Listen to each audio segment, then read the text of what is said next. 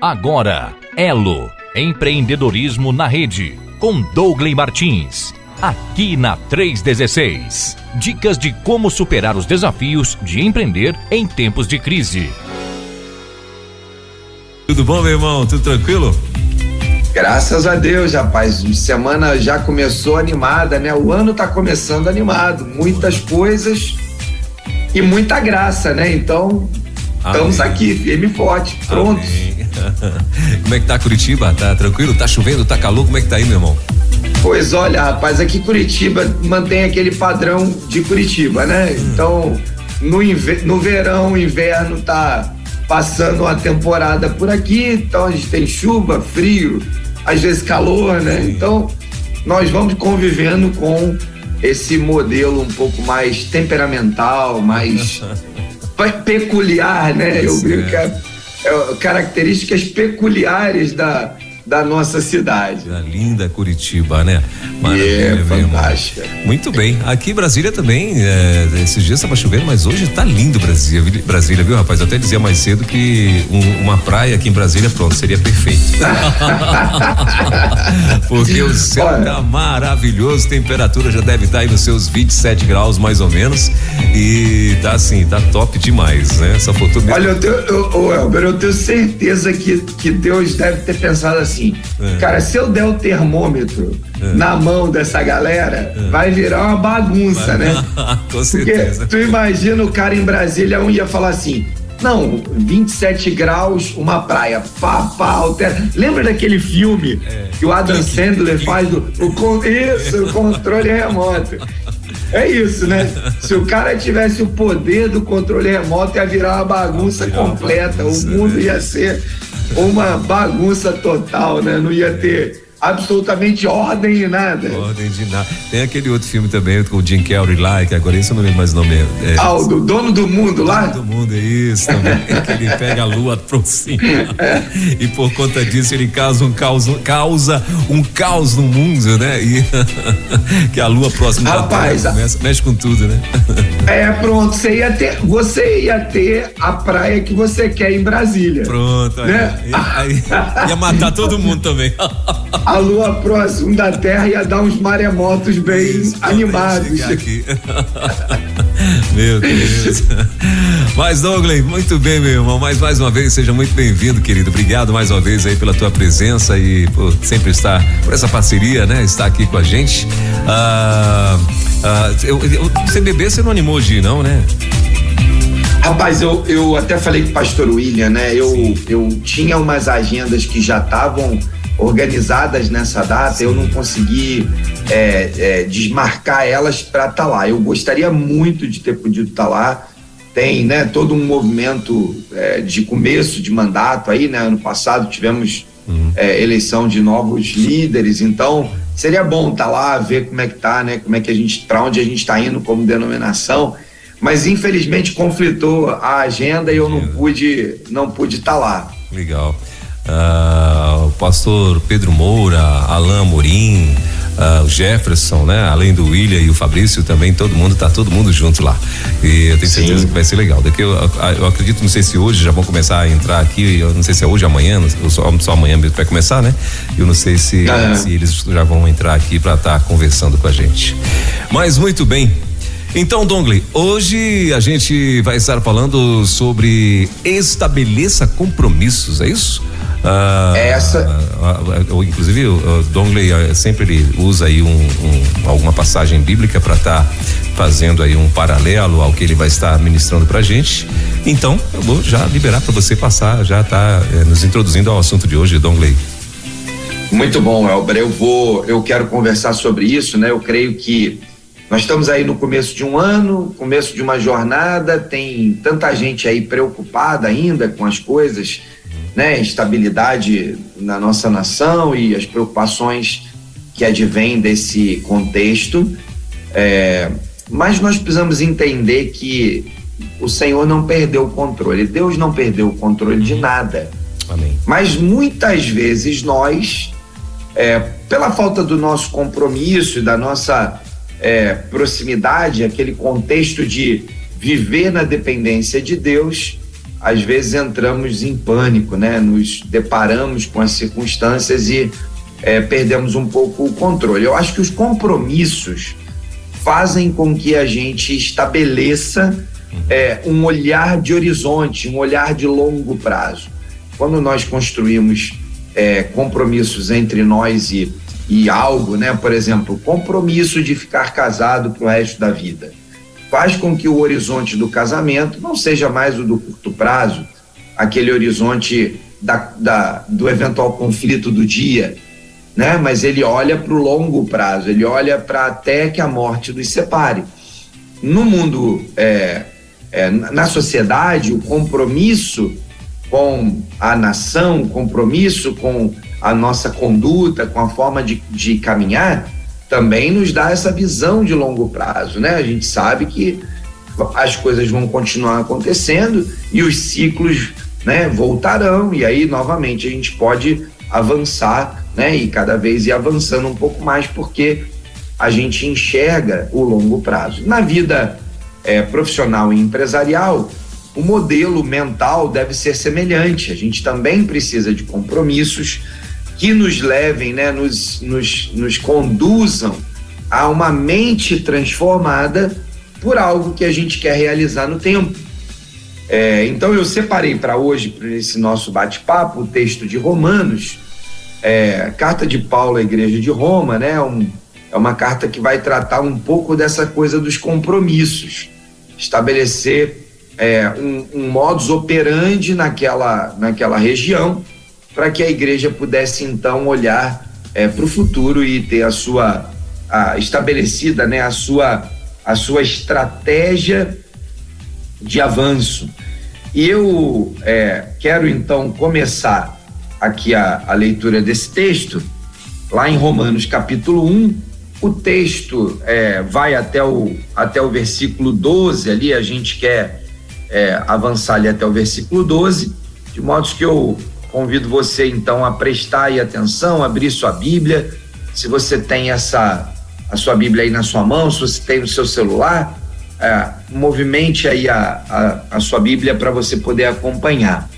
Como sempre a gente compartilha aqui, não adianta a gente pensar no contexto do mundo dos negócios, do mundo do trabalho, e pensar na nossa vida, no nosso ministério, nas interações que nós podemos fazer com as pessoas, e esquecer e efetivamente o Senhor tem promessas, ensinos na sua palavra, de modo que cada vez que a gente vier aqui tratar de assuntos importantes do mundo do trabalho, como por exemplo o processo de estabelecer compromissos, de criar agendas e compromissos de curto, médio e longo prazo, a gente vai poder então aproveitar os ensinamentos da palavra para nos darem a direção e o caminho com o qual a gente deve entrar nessa jornada e como a gente deve olhar para isso.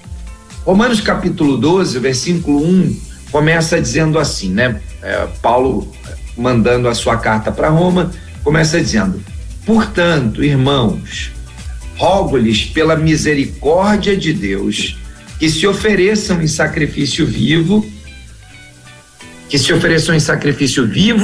santo e agradável a Deus. Esse é o culto racional de vocês. Então, Paulo começa chamando a atenção daqueles para o qual ele endereça a sua carta, chamando a atenção para isso, né? Olha, não é pela sua própria força, é pela misericórdia de Deus, então compreenda já de cara isso, né? Não tem a ver com a sua força, com o seu braço, com a sua inteligência, tem a ver com as misericórdias de Deus. Então, de um lado, você precisa depender da misericórdia de Deus, enquanto por outro, logo imediatamente, ele diz: se ofereçam. Então, tem uma iniciativa que eu devo tomar, porque eu olho para a misericórdia de Deus, entendo graça, entendo capacitação divina, entendo coisas extraordinárias de Deus, mas eu preciso dar o passo e me oferecer em sacrifício vivo, ou seja, eu preciso de fato, como alguém ativo, consciente, capaz de entender o que está fazendo, me oferecer, tomar a iniciativa de ir, tomar a iniciativa de avançar, tomar a iniciativa de executar algo. Então ele continua dizendo sacrifício vivo, santo, ou seja, separado. Eu faço aquilo consciente do papel que eu estou fazendo, separando a minha vida, o meu tempo, a minha dedicação, o meu negócio, a minha empresa, a minha liderança, de forma a que seja agradável a Deus, que ele receba esse culto, essa dedicação, essa experiência em que eu digo a Deus de forma consciente, racional: olha, Senhor, eu estou aqui, eu dependo das tuas misericórdias, mas eu quero te oferecer um culto vivo, um culto sacrificial, um culto em santidade e agradável aos seus ouvidos e aos seus olhos. Quando eu chego, então, no meu contexto de trabalho, como é que eu posso me oferecer dessa forma e esperar de Deus uma resposta, né, de ok, fantástico, que bom que você está aí posicionado nesse lugar. Ele continua então, versículo 2, já assim: não se amoldem ao padrão desse mundo, mas transformem-se pela renovação da vossa mente, para que sejam capazes de experimentar e comprovar a boa, agradável e perfeita vontade de Deus. Olha que poderoso, que tremendo isso, essa afirmação de Paulo, né? Ele diz: olha, não deixem que o que vai estar em volta de você, esse mundo, aquilo que vai influenciar o dia a dia, molde o padrão mental com o qual você vai entrar nessa jornada. Não permita que o padrão da mente do mundo decida a forma como você conduz o seu negócio. Não permita que o padrão do mundo defina o seu estilo de liderança. Não permita que o padrão do mundo conduza as decisões do seu dia a dia. Não permita que o padrão do mundo diga para você que você pode sonegar um imposto, aceitar uma corrupção, subornar alguém, comprar alguma coisa, que você pode ser desleal no mercado com seu cliente, com seu concorrente. Ou seja, não permita que esse padrão molde o seu modelo mental. Porque se você fizer isso, o que o texto diz é que você será incapaz de comprovar que Deus é bom, agradável e sua vontade é perfeita. Agora, ao contrário disso, se você não se molda aos padrões, ao contrário disso, se você se molda ao padrão da palavra, você assume um compromisso com Deus, estabelece um compromisso de que você vai ser modelado pela palavra, pelos ensinos da palavra, então você vai ser capaz de experimentar e comprovar a boa, a agradável e perfeita vontade de Deus. Esses 2 versículos, eles estabelecem o pacto, né? Eles estabelecem a regra, eles estabelecem o padrão de conduta. E aí ele vai continuar afirmando, apoiando isso, trabalhando o versículo 3 em diante: pois pela graça que me foi dado, digo a todos vocês, ninguém tenha de si mesmo um conceito mais elevado do que deve ter, mas, pelo contrário, tenha um conceito equilibrado, de acordo com a medida da fé que Deus lhe concedeu. Esse versículo também é incrível, extraordinário, nos ajuda a compreender que quando eu entro numa jornada no mundo do trabalho, e eu pretendo estabelecer no mundo do trabalho o ministério para o qual o Senhor me chamou, eu preciso entender que, na medida que eu diminuo, Jesus cresce. Na medida que eu tento ser o cara, né, no padrão da linguagem que nós escutamos no nosso dia a dia, aquele ali é o cara, olha lá, ele é muito inteligente, ele é isso, ele é aquilo. o ego toma conta e eu perco a capacidade de discernir a respeito do que está acontecendo. E eu começo a acreditar que, de fato, tudo tem a ver comigo, tem a ver com o eu, tem a ver com a minha capacidade de executar e não com a graça. Mas ele reforça pela graça que me foi concedida. Lá atrás ele diz, pelas misericórdias de Deus.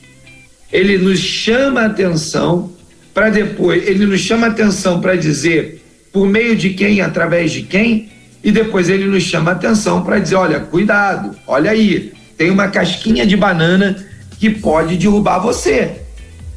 Então, tenha um conceito equilibrado de acordo com a medida da fé que Deus lhe concedeu.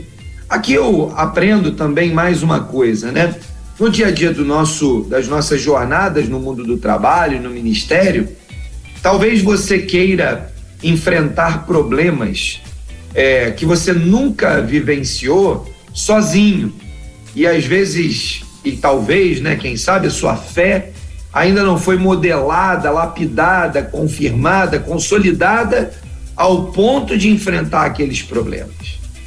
Nós vamos encontrar os discípulos de Jesus tentando expulsar o demônio de uma menina, e aí o demônio fala, olha, eu não tenho nada a ver com, eu não entendo nada do que vocês estão falando, vocês não têm autoridade nenhuma sobre isso. E aí eles vão para Jesus e vão entender quem é aquele, que circunstância é aquela, o que aconteceu, por que nós fizemos tantas coisas, mas chegou aqui, bateu na parede, né? E a gente vai lembrar lá, o demônio diz, olha, Jesus eu sei quem é, mas vocês eu não faço a menor ideia. Às vezes a gente está enfrentando problemas que são maiores do que aqueles que a gente já enfrentou, experiências que a gente já viveu, e eventualmente, à medida da sua fé, ainda por conta de você não estar, né, buscando constantemente conhecer a verdade, conhecer a palavra, vida de oração, vida de intimidade, né? Não tem dado espaço para o Espírito Santo operar livremente na sua vida, e com isso você talvez esteja vivendo uma medida de fé um pouco menor ou um pouco menos completa, um pouco menos cheia do Espírito. Então também é necessário refletir se há algum tipo de enfrentamento, algum tipo de condição em que você deva buscar o apoio de alguém. Não porque alguém é mais espiritual ou porque alguém tem mais poder, né? Aquela história das orações poderosas e tal, mas talvez porque você não esteja comprometido com o Senhor, com o Espírito Santo, a ponto de lidar com aquele problema ali, porque talvez não tenha a coragem, a ousadia do Espírito para poder enfrentar. Não há nada de vergonhoso em a gente buscar apoio, buscar ajuda, buscar conselheiros. Quem sabe se preparar naquele período ali de enfrentar uma batalha, assumindo compromissos com o Senhor, talvez através de jejum, oração, você vai poder enfrentar melhor aquelas batalhas. Mas é importante que você tenha um conceito equilibrado, tanto no âmbito espiritual, eu quis trazer essa perspectiva, mas também quero trazer a perspectiva do âmbito da preparação profissional. Talvez você esteja sendo desafiado a enfrentar um problema cujas experiências profissionais da sua vida você nunca viveu. Então é importante que você esteja bem preparado. No mundo corporativo, a gente usa uma expressão que a gente costuma chamar de competência. E a competência é a soma de 3 áreas conhecidas, né, ou normalmente chamadas de CHA, C-H-A. O C significa conhecimento, o H significa habilidades e o A significa atitudes. Ou seja, eu tenho competências para desenvolver determinadas tarefas, para apoiar determinadas atividades, quando eu somo conhecimentos, habilidades e atitudes. E talvez você precise estabelecer compromissos de desenvolver novos conhecimentos. Porque sem conhecimento, você não vai conseguir desenvolver uma solução de um problema talvez mais técnico, que demanda um pouco mais de informação. Por outro lado, se você nunca fez uma tarefa, você não conseguiu desenvolver habilidades, porque a habilidade vem da quantidade de vezes que eu repito uma tarefa, vem de ter aprendido uma forma de fazer e aplicado essa forma de fazer ao longo do tempo. Quanto mais vezes eu faço alguma coisa, mais habilidades eu tenho. De modo que eu preciso garantir uma quantidade de habilidades suficiente, de conhecimento suficiente. E eu preciso ter uma atitude, que a atitude é o comportamento, né? O desejo de fazer, a ousadia de arriscar, de tomar um risco, né? E poder construir uma solução. Então, o que nós aprendemos aqui é que ter um conceito equilibrado sobre si mesmo, na medida da sua fé, faz com que você entre nessa batalha espiritual de alguma maneira, ou apoiado, ou em parceria, numa caminhada com alguém, né? Ou mesmo você, né? Sozinho, mas sozinho no sentido físico, mas apoiado e liderado pelo Espírito Santo. Mas, por outro lado, pode ser que o seu desafio seja mais de competência, mais técnico, mais de conhecimento. E se você não assume um compromisso de fazer, né, a aquisição desses conhecimentos, habilidades e atitudes, você não vai conseguir resolver os problemas. E nessas horas é melhor que a gente, tendo um conceito equilibrado, faça uma análise e compreenda, não, isso aqui eu realmente não consigo fazer, vou buscar a ajuda de alguém. Assim, Paulo continua o processo de exortação ali, né, de orientação, explicando aquelas pessoas a respeito do que ele quis dizer, usando aquilo que nós já conhecemos, que é a ideia do corpo, né? Como exemplo da unidade, da interatividade, da interdependência. Ele começa então dizendo, assim como cada um de nós tem um corpo com muitos membros, e esses membros não exercem todos as mesmas funções, assim também em Cristo, nós que somos muitos, formamos um corpo, e cada membro está ligado a todos os outros. Temos diferentes dons, de acordo com a graça que nos foi concedida, que nos foi dada. Se alguém tem o dom de profetizar, use-o na proporção da sua fé. E aí ele vai agora começar a explicar, né, nessa ideia de comunidade. E aí, quando eu vou para o ambiente empresarial, eu preciso ter um compromisso com o meu time, seja o meu time que eu lidero, seja o meu time, aquele que eu faço parte e sou liderado por alguém. É importante que a gente nunca perca de vista que toda solução, toda melhor solução, em geral, virá da solução coletiva, da solução do grupo, da solução das partes. De modo que, quando eu olho para esse texto e vejo o exemplo dos membros do corpo, eu penso nos membros da equipe. E aí eu começo a entender que cada um tem um dom diferente, uma competência diferente, tem conhecimentos, habilidades e atitudes diferentes. E quando são chamados a funcionar no modelo colaborativo, no modelo de colaboração no corpo, vão trazer um nível de conhecimento que proporciona que nós tenhamos um melhor resultado. E ele continua, se o dom é servir, sirva, se ensinar, ensine, se dar ânimo, que assim faça, se contribuir, contribua generosamente, se exercer liderança, que exerça com zelo, se mostrar misericórdia, que o faça com alegria.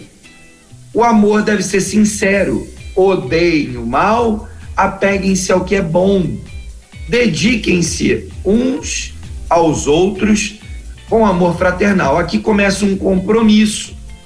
Paulo então dá toda essa direção, traz esse norte para aquela igreja. E agora, no versículo 10, ele chama o compromisso.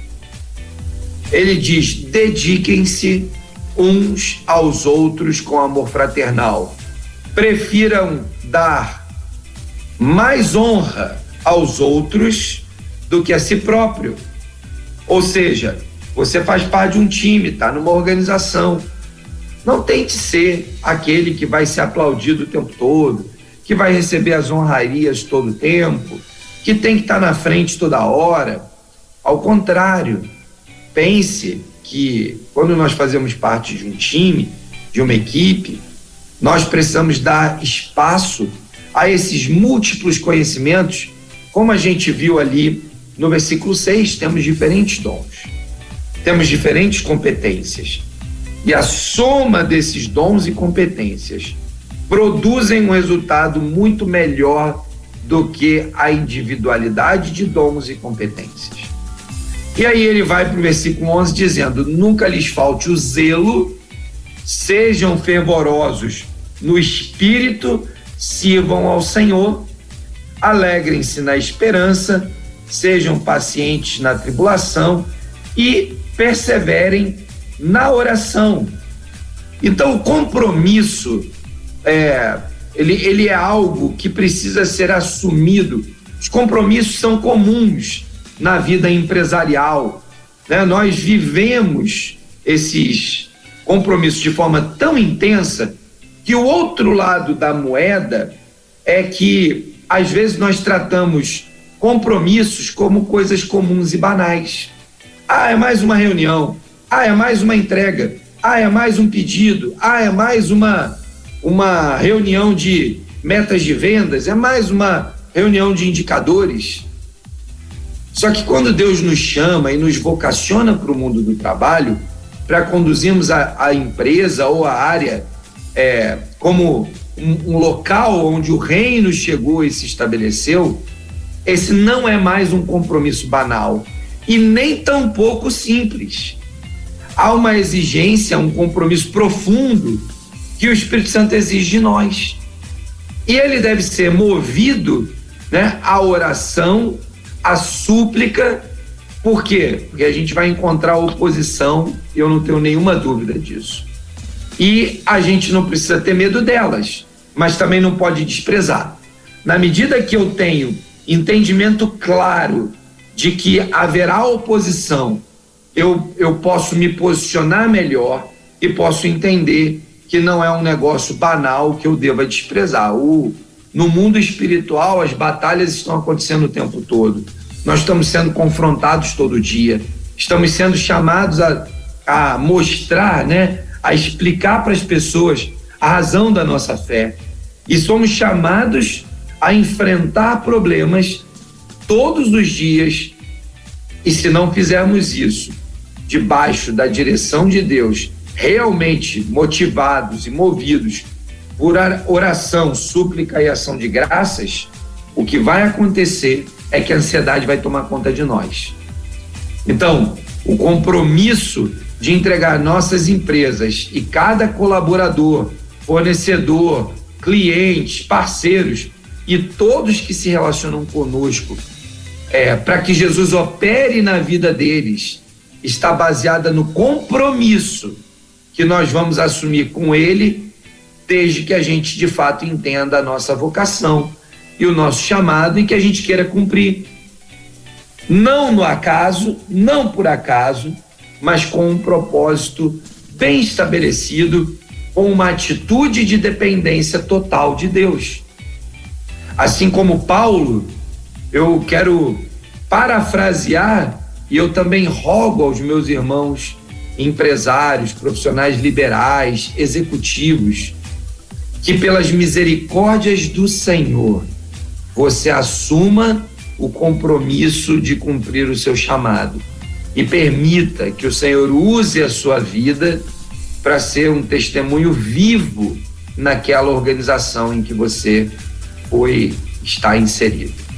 Privilégio poder compartilhar esse trecho da palavra de Deus e de a gente poder conversar um pouco mais a respeito desse conteúdo. Maravilha, Dongley, são 10h43. Então, para você que está aí ligado na rede 316, eu vou pedir para que você. Agora sim, deu certo. O meu WhatsApp tinha dado um tilt aqui, mas Dongley, aqui está já a primeira pergunta, né, do nosso programa hoje. E a primeira pergunta é a seguinte: Dongley, seus compromissos com as pessoas envolvidas nos negócios são levados tão a sério que você daria tudo para honrá-los? Eita. Muito legal, né? É importante que a gente compreenda o que significa assumir compromissos. Muitas vezes, no afã de aceitar algum desafio e provar alguma coisa para alguém, nós assumimos compromissos que não somos capazes de entregar. Bom, então eu quero começar aqui fazendo 3 distinções entre aqueles que, afoitos, assumem compromissos que não são possíveis, aqueles que assumem compromissos possíveis e não se dedicam o suficiente para entregar, e aqueles que assumem compromissos possíveis e fazem o seu melhor para entregar, e eventualmente pode, né, acontecer alguma coisa que os atrapalhe. Então, sim, os compromissos assumidos precisam ser honrados, porque a Bíblia diz que a palavra do cristão deve ser sim, sim, e não, não. Que basicamente quer dizer que se você diz sim para alguma coisa, faz. Se você diz não para alguma coisa, não faz. Outro texto muito relevante sobre esse assunto na palavra de Deus, ele trata de que Deus não divide sua glória com ninguém, né? Então, se você assume um compromisso com ele e não cumpre, ele não vai permitir ou não vai se envolver na solução daquela bagunça criada por nós, já que você pode estar abrindo brechas para o inimigo ou para você mesmo, no seu braço, na sua força, tentar solucionar, né, aquele problema. Então, nós temos farto, amplo conteúdo bíblico para dizer o seguinte: sim, eu preciso cumprir compromissos. Agora, aquelas 3 circunstâncias, né? Eu assumi um compromisso sem avaliar as condições dele, no afã de me apresentar como solução ou para me destacar no grupo, né? E não refletir as condições e temperatura, né? Como diz o pessoal, gosta dessa expressão, condições de pressão e temperatura, aonde eu estou me metendo.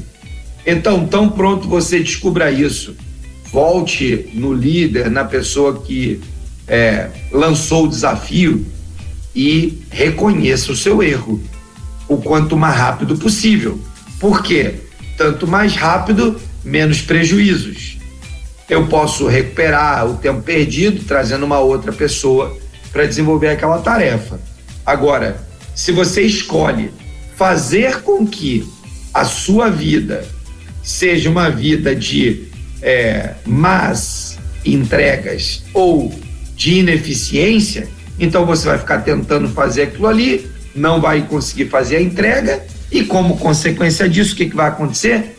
Provavelmente você vai ir aos poucos, vai se queimando, e daqui a pouco ninguém acredita mais em você. E quando você se dispuser a fazer algo, até que você seja capaz de fazer, as pessoas vão achar que você é incapaz de fazer. Então, aquele primeiro personagem precisa, de fato, olhar o mais rápido possível e ir lá e consertar o problema, pedindo perdão, né? Devolvendo aquela atividade, tarefa, ou que seja o compromisso, para que a solução seja dada a contento e a tempo. O segundo, que eu acho que para mim é o pior de todos, é aquele que sabe que pode ser feito, tem as condições, mas ele escolhe não cumprir o compromisso. Ele escolhe por procrastinação, ele escolhe por birra, picuinha com seu colega, ele escolhe por achar que, apesar daquela tarefa ter sido dada por alguém, ela não deveria ser feita, mas ele também não discute na comunidade, no grupo, né, no time, ele não discute aquele assunto, e aí o que acaba acontecendo é que ele, por conta própria, decide isso não é importante. E cria, às vezes, problemas insolúveis, porque esse não vai ter uma postura, uma atitude de se arrepender de ter sido precipitado e voltar lá no time e dizer, olha, não consigo, gente, desculpem a minha precipitação, eu peço perdão por isso, eu quero apoiar no que for necessário, mas eu me precipitei, eu não tenho todas as capacidades, as competências, né, para fazer isso que precisa ser feito. O segundo é aquele cara que, tendo as competências, escolhe por comportamento ou por atitude não fazer. Esse, ele prejudica muito mais a organização e o time. Ele contribui muito mais para o insucesso, para o fracasso daquela tarefa, daquele compromisso assumido.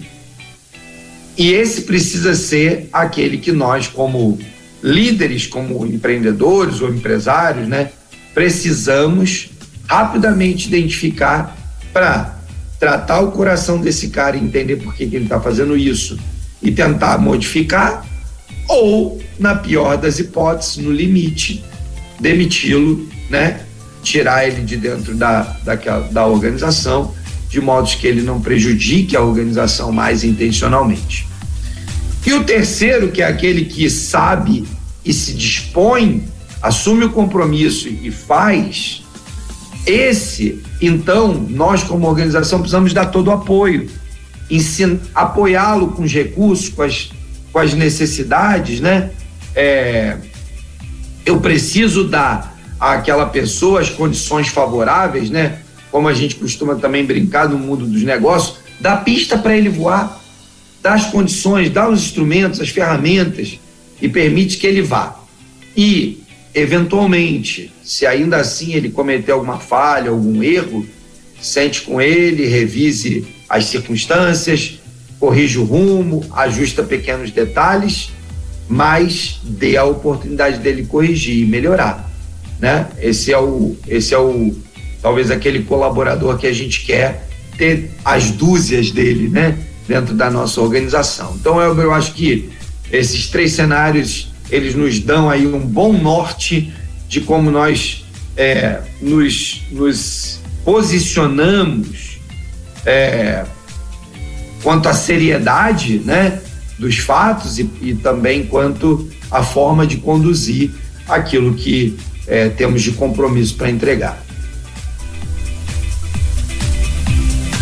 Muito bem, faltando 8 minutos para as 11 horas na nossa capital, estamos com Dongley Martins. Para você que está chegando essa semana aqui na rede, né? Ou chegando hoje, eu já vi aqui várias pessoas conectando hoje aqui na rede 316. Você também pode participar, e para você que já está aqui, né? Que já ouve aí o Dongley, você também, se quiser, você pode participar, você pode mandar as suas perguntas aqui para o 11-9-3003-0316 aqui com o nosso querido Dongley Martins, que está conosco toda terça-feira no Movimento Elo Empreendedorismo Conectado, tá bom? Então o nosso telefone, você já sabe, é o 11-9-3003-0316, ou para quem ouve a gente pelo aplicativo, você pode, lá no aplicativo tem o ícone do WhatsApp, né? É só você clicar em cima lá do ícone e você já vai cair aqui dentro, já pode mandar a tua pergunta para o Dongley, tá bom?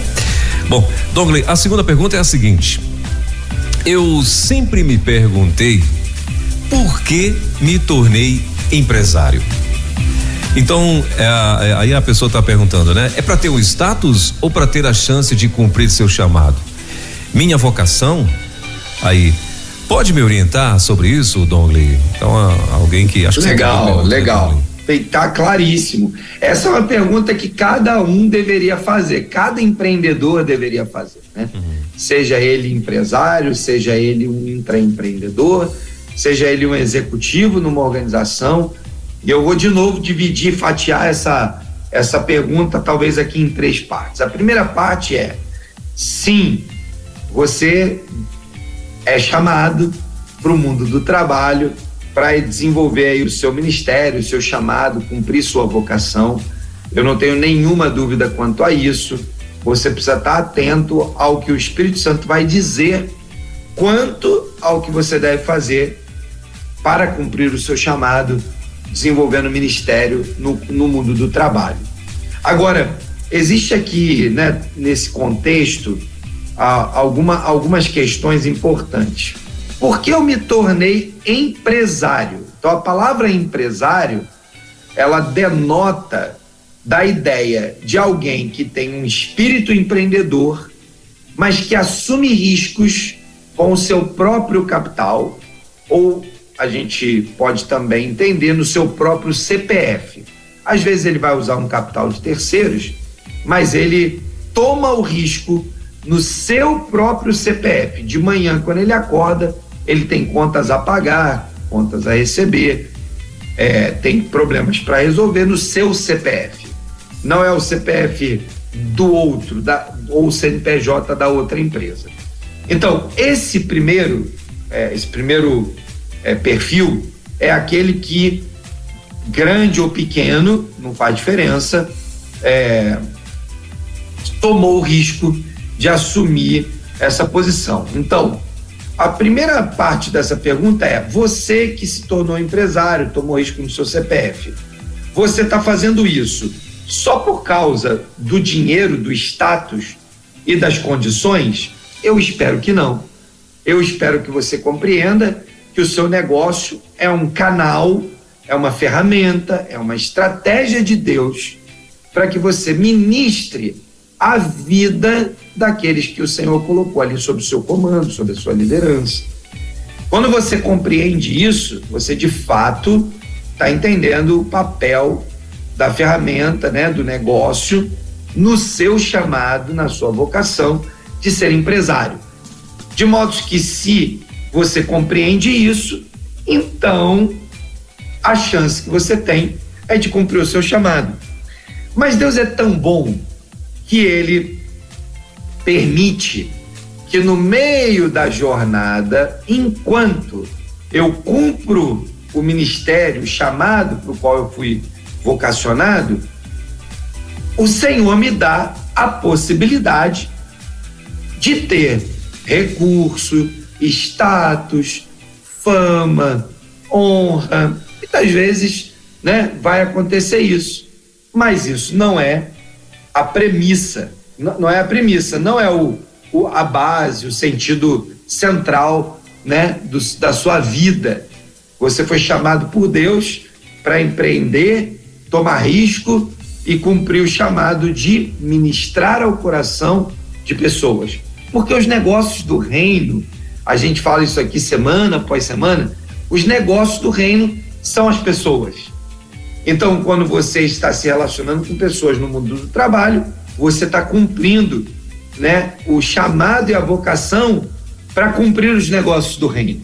De modo que, quando você compreende isso, o status, a grana, né, a visibilidade, a promoção são secundários, e quando eles acontecem, nós apontamos para Jesus e damos a glória para Jesus e não para nós mesmos. Vamos lembrar o que Paulo escreveu ali, né, para os romanos. Ele lá no finalzinho, já chegando lá no final, ele diz: olha, ninguém tem de si mesmo, né, um entendimento, uma compreensão, ou se ache que é o tal. Antes, olha aqui, depende da atuação, da interação do Espírito Santo. Então, é importante você, empresário, ter esse tipo de entendimento e clareza. Bom, é importante que você, que é profissional liberal, ou seja, você tem a sua empresa em você mesmo, que você compreenda que talvez você não tenha ali, né? Ah, mas eu sou um dentista, eu tenho um consultório, ok? Então você é um profissional liberal empresário. Ah, eu sou um médico e tenho um consultório, emprego outros médicos. Você é um empresário e um profissional liberal da área médica. Mas existem, a grande maioria dos profissionais liberais trabalha sozinho, né, tem uma estrutura pequena, às vezes é ele só, e ele tem o privilégio de estar em contato com outras pessoas. Então, se você é um encanador, uma manicure, um professor de educação física, um conselheiro, um consultor, você tem o privilégio de influenciar pessoas e de, através dos seus conselhos, do seu trabalho, da sua técnica, daquilo que você faz, poder evidenciar o reino. Então você foi chamado para ter a evidência na vida daquelas pessoas com quem você está se relacionando, de modos que é para você ter a influência sobre a vida daquelas pessoas e eventualmente você vai receber algum status. Você talvez tenha uma resposta tão positiva aos seus empreendimentos que você acabe, né, recebendo e vivendo o status do resultado daquele trabalho. Mas se aquilo for a principal razão, de novo você está errando o alvo, já que os negócios do reino são as pessoas e o Senhor espera que a gente cuide das pessoas. E o terceiro ponto é aquele que é um colaborador de uma organização. Então, talvez você, como colaborador, está lá no topo da pirâmide, né? Um diretor, um CEO, um executivo importante, né? Ou mesmo em organizações menores, você tem a relevância de liderar uma equipe. O Senhor te chamou para fazer isso também por vocação. Ele não te chamou para fazer isso para receber só um salário no final do mês. No fundo, o salário é as demais coisas serão acrescentadas. Busque em primeiro lugar o reino de Deus e as demais coisas serão acrescentadas. Quando eu entendo o meu chamado, a minha vocação, o Senhor acrescenta, às vezes, sucesso. O Senhor acrescenta, às vezes, o status. O Senhor acrescenta, às vezes, a visibilidade. Mas tantas pessoas, né, pelo mundo afora, têm vivido no anonimato e ainda assim cumprem o seu chamado e a sua vocação. Então, o status não é a razão, não é a causa, não é a motivação. O status é uma eventual consequência daquelas que fazem parte das demais coisas que serão acrescentadas. Não dá para viver pelo status, não dá para viver pela posição, mas dá para viver por uma vocação, por um propósito, por um ministério que permite que o Senhor seja glorificado e eventualmente ele vai entregar junto com essas coisas, outras coisas, e talvez você seja acrescentado de status, de poder político, poder econômico, poder financeiro, e isso vai fazer parte daquilo que Deus está preparando para que você seja canal de expansão do reino, aí com aquele status, com aquele recurso, com aquelas condições adicionais que você vai receber. Muito bem, Dongley. A terceira pergunta que eu tenho aqui, Dongley, diz o seguinte: dentro dos fundamentos da minha empresa, ou seja, fala de um empresário, né? Está o compromisso. O que eu prometo, eu cumpro. Isso seria parte do meu chamado e missão, ou posso considerar isso como regra de boa conduta da minha empresa? Legal. Eu não separaria de forma nenhuma as regras de conduta da minha empresa do meu chamado e vocação. Como cristão, nós fomos orientados pela palavra a que o meu sim seja sim e o meu não seja não. De modo que eu não preciso de um chamado específico para o mundo do trabalho para que a minha palavra seja sim, sim e não, não, para que o compromisso que eu assumo seja cumprido. Eu não preciso de um chamado para isso. Mas você que está envolvido nesse contexto do mundo dos negócios, quando é chamado por Deus a transformar a realidade do seu negócio, seja como empresário, seja como empreendedor em uma organização de alguém, esse chamado traz consigo não só o compromisso ou não só a obrigação de cumprir o que se prometeu, mas também de observar as oportunidades para ajudar as pessoas a compreenderem quem é Jesus, o que é o reino de Deus, os benefícios que existem de fazer parte do reino de Deus e de uma comunidade de fé. Então, o meu papel enquanto chamado para o mundo do trabalho, ele é um pouco mais amplo e completo do que a minha posição como crente que conhece a palavra de Deus, mas que não tem nenhum compromisso com aquela ideia de que o campo, de que a minha empresa é o meu ministério, de que há um campo missionário no mundo do trabalho, né? Então, se eu simplesmente vou lá porque eu acho que eu tenho um emprego, eu trabalho, entrego horas e no final do mês eu recebo um dinheiro, isso também é verdade, mas obviamente que quem tem uma mente que já conseguiu entender a ideia de ministério no mundo do trabalho já entendeu que isso é só parte daquelas coisas que serão acrescentadas, mas o reino de Deus será trazido para aquele lugar em primeiro lugar.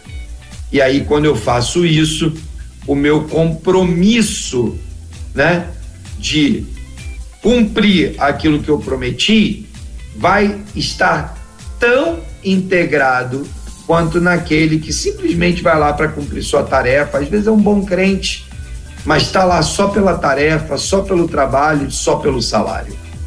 E aí eu perco de vista a oportunidade de cumprir a missão que o Senhor me chamou para cumprir naquele lugar. E aí eu acho que é um desperdício de tempo. É como se você estivesse vivendo a vida usando o mínimo do potencial que Deus te deu e não o máximo do potencial que Deus nos deu. De modo que, se você está nessa condição de simplesmente trocador de hora por dinheiro, eu queria te desafiar aí a compreender que há uma missão muito maior do que só trocar tempo por dinheiro. Se Deus quisesse que a nossa vida fosse gasta e dedicada só a ganhar dinheiro, talvez ele tivesse tido uma ideia mais criativa do que trabalho, tivesse colocado no quintal da casa de cada um, né? Ou uma árvore que nasce dinheiro, ou talvez ele todo dia mandasse como maná no deserto, né? Uma nota de 100 na nossa gaveta lá, né? No nosso armário. Imagina, todo dia, o maná do dia, 200 lá, né? Na prateleira. Mas, por alguma razão, e eu compreendo claramente qual é a razão, né? O Senhor nos chamou e nos vocacionou para o mundo do trabalho. E, em contrapartida, ele faz com que alguém coloque dinheiro na nossa conta para que a gente faça aquilo que a gente foi chamado para fazer, que é cumprir o chamado e a vocação de anunciar o reino de Deus aonde quer que a gente esteja, e no nosso caso, né, no nosso contexto, no mundo do trabalho. Muito bem. São 11h07. Douglas, você estava falando aí, eu recebi um vídeo hoje bem engraçado, rapaz. Cômico se não fosse trágico. Tem um rapaz que o pessoal está identificando como um auxiliar de pedreiro, né? E ele parou, acho que uma viatura, ou foi na delegacia, não sei. Só que ele tá chorando, pedindo para ser preso, né? Por quê? Porque ele descobriu que o auxílio reclusão acho que quase R$1.800, né? Então ele falou, ele dizendo que ele dá um duro, né, para poder ganhar uma diária tão pouco, né? Então ele falou que o auxílio reclusão tá bem mais fácil, né? Assim, aspas, né? Porque tem o preço da liberdade, mas é bem interessante, né? Dentro daquilo que você tá falando, se fosse assim era bom demais, né? Se fosse tudo fácil, né? Era bom, aspas, né? Porque também eu acredito que iria trazer uma série de prejuízos para o cidadão, né? Mas essas são as incongruências da sociedade, né? Da sociedade que não tem o temor de Deus. Essas são as incongruências dessa sociedade perdida, completamente desnorteada que a gente vive, né? Um trabalhador que faz o seu trabalho, paga os seus impostos, contribui com um auxílio para alguém que, né, destrói a sociedade, né, contribui para um caos, e o valor dessa contribuição é maior do que o salário que o cara recebe, que é um contrassenso completo, ainda que eu entenda, né, que a gente pudesse entender que o Estado tem o papel de administrar essas questões, né, da segurança e tudo mais, e as suas famílias, mas de fato seria cômico se não fosse trágico, né? Desse jeito. Dongley, tem um recado aqui bem interessante que eu achei que a nossa querida irmã mandou para você mesmo, né? Ela tá dizendo assim, ó, a Marta Duarte. Peraí, deixa eu ver aqui.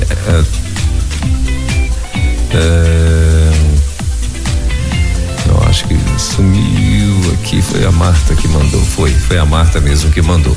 Ela tá dizendo assim, ó: bom dia, eu sou dona de casa, né? Ela botou dona de casa e botou uma outra, ela na verdade ela usou para identificar a casa e eu acho que o trabalho dela, né? Ela botou uma casa e botou outra coisa aqui que eu não entendi, uns papéis, enfim, eu não entendi. Mas enfim, ela é dona de alguma coisa além de dona de casa. E ela falou assim, ó: que palavra abençoadora. Eu louvo a Deus pela sua vida, Dongley Martins, mesmo sem te conhecer. Ouço todas as terças e você tem nos abençoado muito. Um abraço a todos vocês. Então, tá aí, eita benção, obrigado, Marta, obrigado, privilégio, né? Eu louvo a Deus também pela vida de quem tem se empenhado para estar aí com a gente toda terça, né? Louvo a Deus pela sua vida. Eu espero que essas conversas contribuam muito, não só para sua vida profissional, né, ou talvez até empresarial, conforme os ícones que você colocou ali na mensagem, mas também para sua vida pessoal, porque esses contextos que a gente vive no mundo do trabalho, eles também se estendem na nossa casa, né? Às vezes não é a gente que está lá no ambiente de trabalho, é um filho, então a gente pode abençoar uma filha, é o marido, né, ou a esposa, então a gente acaba podendo contribuir, né? Eu penso que essa temática, né, da vida organizacional, ela extrapola o mundo do trabalho, ela vai para dentro da igreja, eu posso usar isso nos aspectos da liderança do meu ministério, isso vai para dentro do nosso ambiente familiar, eu posso usar isso como estratégia para organizar as coisas da minha família, ou seja, né, Deus é um Deus de ordem. Cada vez que a gente fala sobre essas questões da organização, a gente está tocando uma dessas facetas de Deus, da forma como Ele nos conduz através da sua palavra. Então, privilégio, Marta, poder estar aqui compartilhando com você e com todo mundo. A Alessandra Lasman também, Dongley, ela fez até uma homenagem, assim, ela disse o seguinte, né, para que a gente entenda aqui. Ela falou assim, ó, que ela estava ouvindo o hino, aquele Eu Preciso de Ti, querido irmão. Ela mandou aqui. E aí ela falou assim, ó: lembrei desse hino ouvindo o irmão falando. Isso mesmo. Ela falou, lembrei desse hino, que ficou meio confuso aqui o que ela escreveu, o lado traiu ela. Aí ela falou, lembrei desse hino ouvindo o irmão falando. Aí ela falou assim, ó, ela é professora, né, da rede pública em São José dos Campos, São Paulo, e ela falou assim, ó: eu amo trabalhar, eu amo quando Deus me usa, apesar de mim, mas através de mim, para abençoar alguém por meio do meu simples trabalho.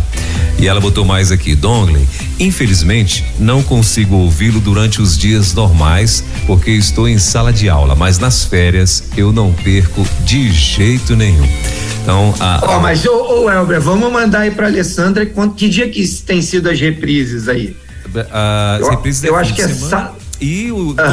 E todos os programas agora, uma hora depois, estão todos em podcasts, né? Já estão em todos os podcasts aí, uma hora depois, e além do YouTube também, né? Mas ela sabe disso. Até porque a Alessandra Dongley, ela é professora de violino também, né?